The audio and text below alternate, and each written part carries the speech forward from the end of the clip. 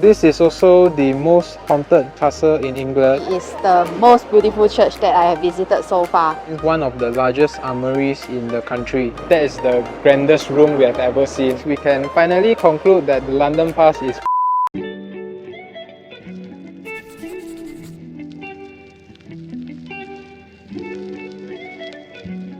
a very good morning here in London. Today is also a windy, rainy morning and we start our day at the Tower of London.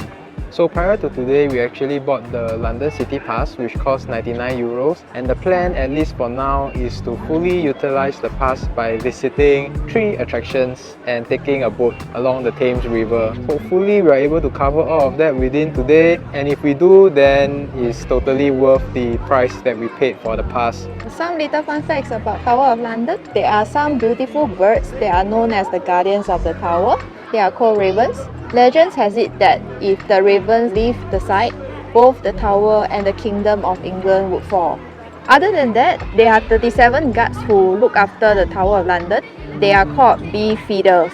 Those guards must have served in the army for at least 22 years and have attained the rank of warrant officer. This is also the most haunted castle in England. The historical records suggest that at least 8,000 people were incarcerated at the tower throughout its use. And behind us is actually the famous White Tower, and inside the White Tower contains one of the largest armories in the country, with pieces dating back to the 15th century. It is also the oldest museum exhibit at the Tower of London, and the most important section of this Tower of London is the Crown Jewel. So if you are visiting the Tower of London, do come early because the Crown Jewel section gets really crowded after that.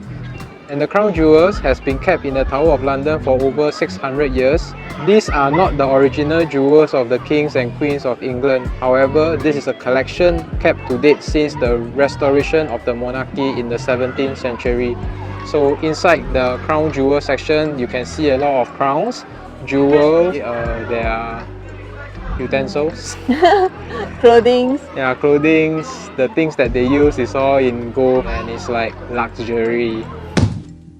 Up next, we will be taking the Uber boat down the Thames River to Westminster Abbey, and we will see you when we get there. Bye bye.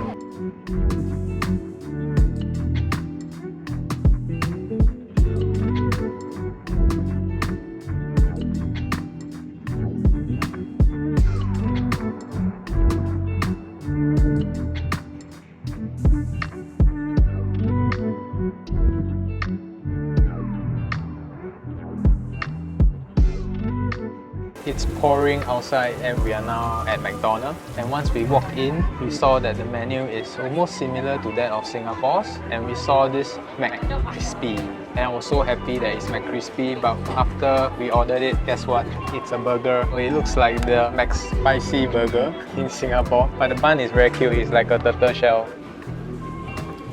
It's like somewhat between a McCrispy and a McChicken. The chicken is a bit tough, very strong pepperish taste. The buns, it's a little bit hard. And here in the UK, every day they have a different wrap on sale. This wrap we bought for only £2. It's a pretty good deal considering the food prices here are pretty expensive. So I shall test this. The special thing about this wrap is that you can actually choose the crispy or the grilled version. This is the crispy version. You can see that inside the chicken is actually fried. So taste test. Not too bad for $1.99. So if you're in the UK and you want a quick affordable quick meal, come to McDonald's. The menu is almost similar to Singapore. We have jumped a few stops and we are now at a train station in Windsor. So just now, after we left the Tower of London, we actually set the Uber boat to Westminster, where we visited the Westminster Abbey, and it was a very, very nice church. The church is very grand, the exterior is very nice, the interior is superb. And inside the church, they have famous people that are buried there. Some of the examples are Sir Isaac Newton, Stephen Hawking, as well as Charles Dickens. Westminster Abbey is the most beautiful church that I have visited so far. Oh, some fun facts about Westminster Abbey. It has the oldest door in the country and it dates back to 1050s, and it also has 3,300 people buried within the walls as well as the grounds of the church. This abbey is also famous for the wedding of Prince William in year 2011. Last year, the abbey actually held the state funeral of the late Queen Elizabeth II. It's a very nice church, and if you're in London, don't miss it out. Do reserve your ticket or buy your tickets online early because tickets do sell out. While we were there at around 12 p.m, the tickets has already sold out for the day, and they only allow people who have purchased the tickets online as well as people who have London passes to head into the Abbey. Once we are done visiting the Westminster Abbey, we set the train to Windsor, where we visited the Windsor Castle. So the Windsor Castle, it is well organized in the sense that you just need to pick up the free audio guide and follow along. There's only one path, so you won't get lost. You will end up visiting all the rooms. So the state rooms are all really very grand. So if you want to see how the king and the queen live, definitely visit Windsor Castle. I think that is the grandest room we have ever seen. Yes. And a special section of it is the Mary dollhouse, and that is a 1:12 dollhouse, and the things inside are so detailed and so intricately designed.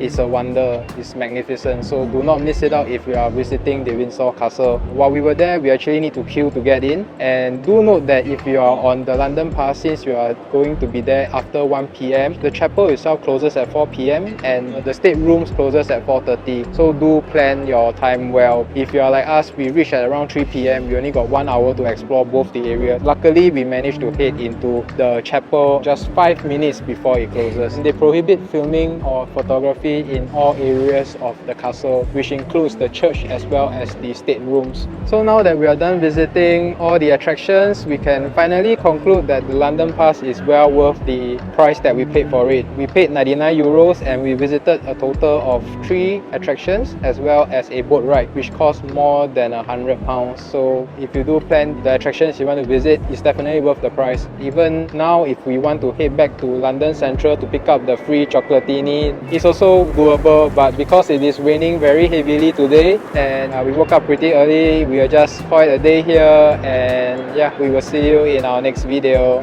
Bye bye! Thank you for watching. Do hit the like and subscribe button for more travel related videos.